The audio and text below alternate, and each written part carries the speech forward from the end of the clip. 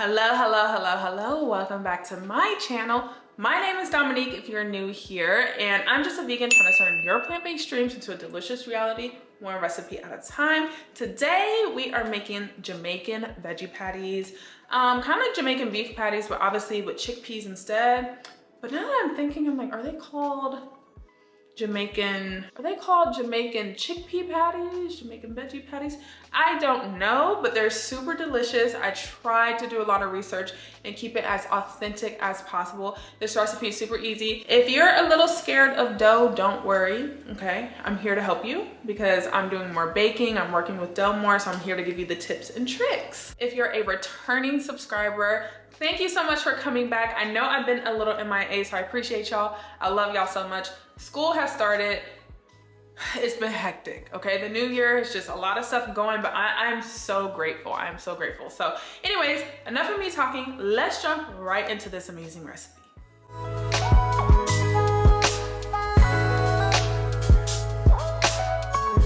First things first, we're gonna start on the dough. So you'll see me add some curry powder, turmeric, sugar, baking powder into the dough, and then I'm going to go ahead and mix that up. You also want to do a nice heavy pinch of salt as well, and the turmeric and the curry powder will give it the color that we all know Jamaican patties to have.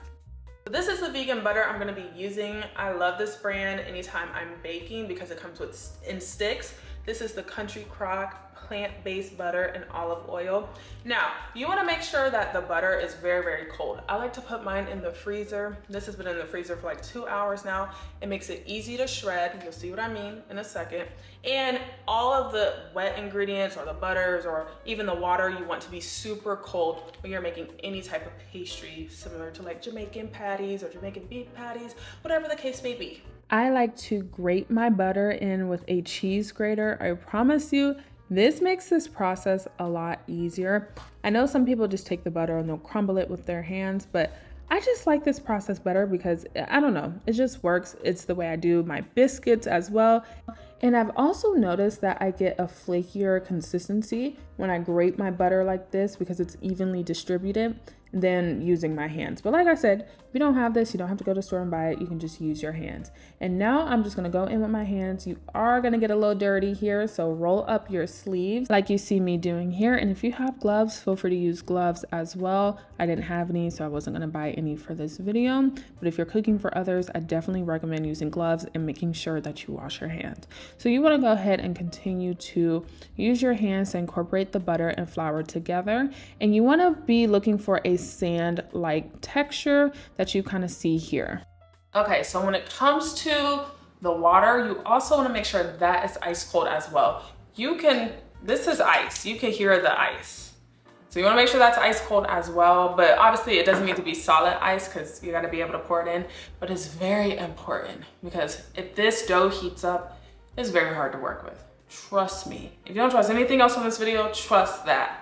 Next, I like to add a tiny bit of vinegar, so about a capful of vinegar to my dough. Now, I've always done it this way. I've also was taught this way, so I'm not sure why I do this, but based on my research, a tiny bit of vinegar in the dough stops the gluten from rapidly developing in the crust, yielding a less tougher and more tender crust. So I don't know, I just know a lot of authentic recipes call for them. And then I slowly add in the cold water. It is very important to slowly add the cold water because you may need more than a cup, you may need a little less than a cup, and you know, use your hands, but you'll see that I ended up not using my hands because it was just a little much. I usually have gloves, and you just want to go ahead and bring the dough into a cohesive ball. This is going to take some patience, especially if you're not used to working with dough, but don't get frustrated. And if you're like, oh my gosh, I made it too sticky, I just can't work with this, you can add a little bit more flour. But just remember, if you add more flour, the color is going to be a little less yellow because you're adding more flour. More white is going to cancel out the curry powder and the turmeric color that we put in. So just keep that in mind. So now you see that I have a cohesive ball, and I'm just going to lightly knead this. You do not need to knead this for longer than 60 seconds tops because honestly, if you knead this, it will not come out flaky. If you ever wonder why your patties are coming out flat and sad and not flaky, it's because you probably over kneaded the dough. So you don't really need to knead it. I did feel like my dough was a little sticky, so I did add in some more flour. Now the next step is to place this in the fridge for at least 1 hour. I like to wrap mine in plastic wrap, but you can just place it in the bowl as well. But you just want to go ahead and place it in the fridge, leave it alone. It is very important, like I said, to keep the dough cold, because if you warm it up, that's going to warm up the butter and it's going to get really sticky and it's going to be hard to work with.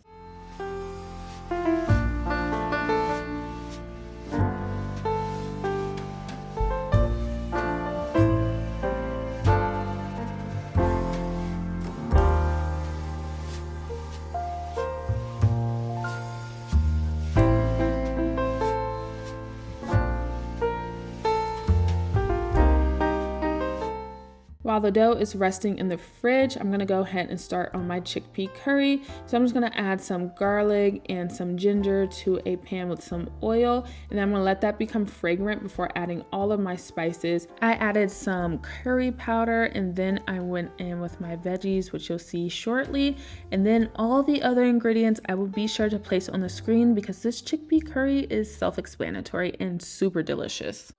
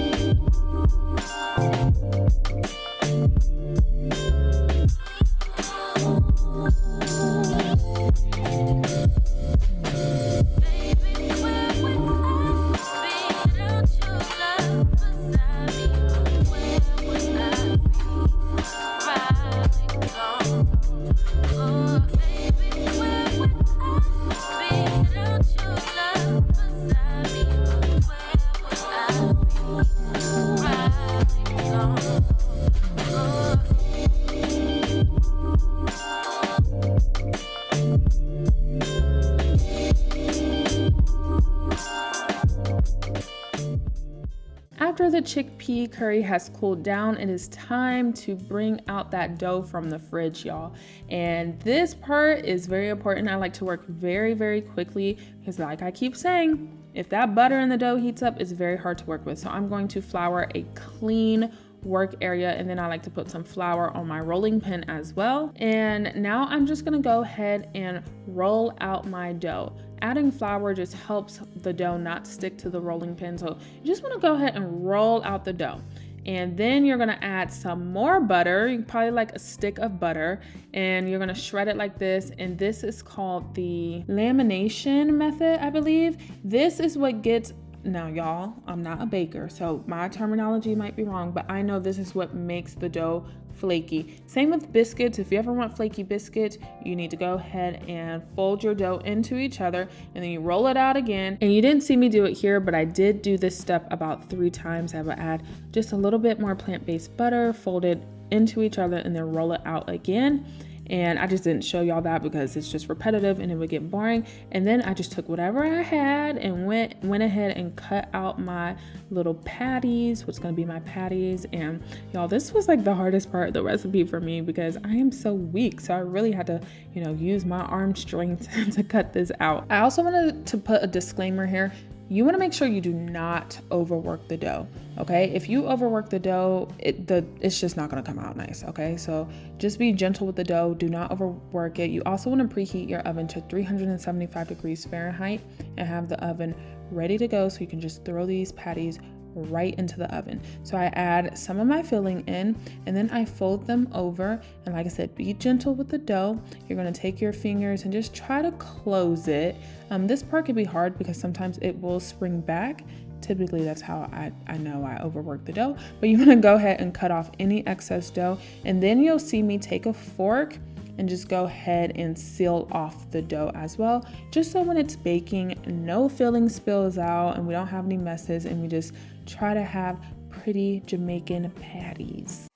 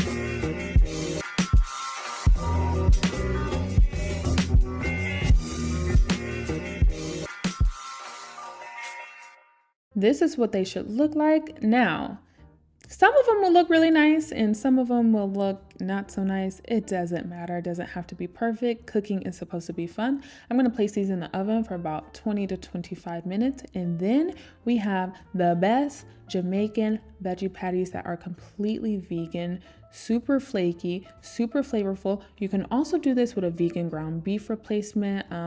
The filling, there are some different ingredients that you have to add, such as ketchup, browning, stuff like that. I can make a video if you would like to see that. Let me know. And y'all enjoy this recipe because it really is one of my favorites.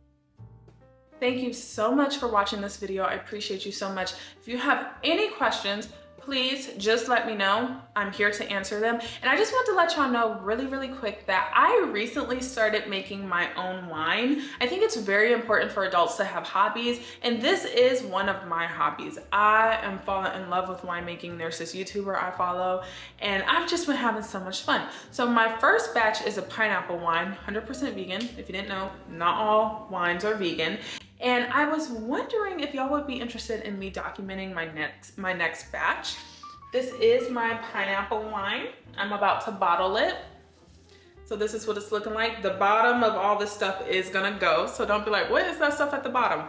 It won't be there once I bottle it. But I wanted to know if y'all were interested in like videos like that, and if not, that's okay. Let me know what videos you are interested in, what recipes you would like for me to make, because I'm trying to be back on my YouTube stuff this year, because I'll start and then I'll stop and then I'll start, excuse me, and then I'll stop. So I'm just gonna keep going. So let me know what recipes you wanna see, and I'll see you in the next video. Bye.